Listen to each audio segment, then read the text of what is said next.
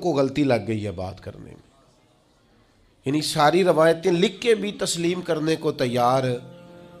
اچھا بڑے عجیب لوگ ہیں، یہ سمجھتے ہی نہیں۔ معجزہ پتہ کسے کہتے ہیں؟ معجزہ اور کرامت کہتے ہیں خرق عادت کو۔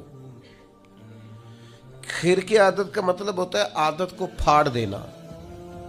جو کام عادت کے مطابق چل رہا ہو وہ کرامت اور معجزہ نہیں ہوتا، جو عادت سے ذرا ہٹ کے ہو اس کو معجزہ اور کرامت کہا جاتا ہے۔ جو روٹین میں چل رہا ہو وہ تو چل ہی رہا ہے روٹین میں۔ ہم کہتے ہیں کہ جب رب چاہتا ہے تو نبی کے ہاتھ پہ معجزہ ہوتا ہے، ولی کے ہاتھ پہ کرامت ہوتی ہے۔ آپ کہیں جناب فلانا کام فطرتاً ہو رہا تھا، اصول کے ساتھ ہو رہا تھا، تو بالکل آپ کی بات ٹھیک ہے۔ فطرت یہی ہے کہ ماں اور باپ کے ملاپ سے اولاد پیدا ہوتی ہے، لیکن اگر رب چاہے نا تو جناب عیسیٰ کو بغیر باپ کے پیدا کر دیتا ہے۔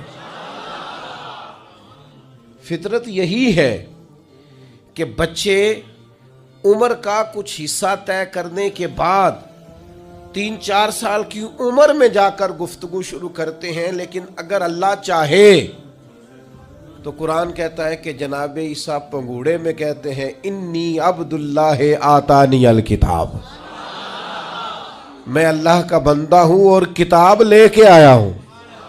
یعنی وہ پنگوڑے میں بھی یہ گفتگو کر دیتے ہیں اگر اللہ، اسی کو معجزہ کہا جاتا ہے۔ اور کتاب و سنت اس سے الحمدللہ معمور ہے، بھرپور ہے۔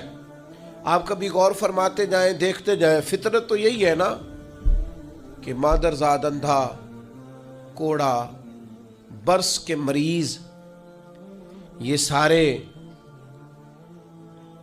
کسی طبیب کے پاس جائیں، ڈاکٹر کے پاس جائیں، علاج کرائیں۔ اور آج کل کی ہماری زبان کے اندر اگر کوئی شخص مریض ہے تو پہلے وہ ٹیسٹ کرائے، پھر اس کے بعد ڈاکٹر کا تجویز کردہ نسخہ استعمال کرے، آپریٹ کی ضرورت ہے تو آپریشن کرائے، پھر ٹھیک ہوگا۔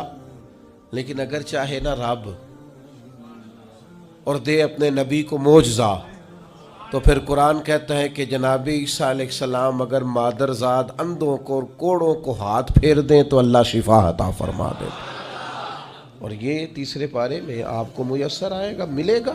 اصول فطرت یہی ہے، مزاج یہی ہے، روٹین یہی ہے کہ رب چاہتا ہے تو پھر ہی انسان پیدا ہوتے ہیں، اللہ چاہتا ہے تو پھر ہی حیوان پیدا ہوتے ہیں، رب چاہتا ہے تو چرندے پرندے پیدا ہوتے ہیں۔ لیکن اگر اللہ چاہے اور اپنے نبی کو معجزہ دے تو پھر حضرت عیسیٰ علیہ السلام مٹی کی مورت بنا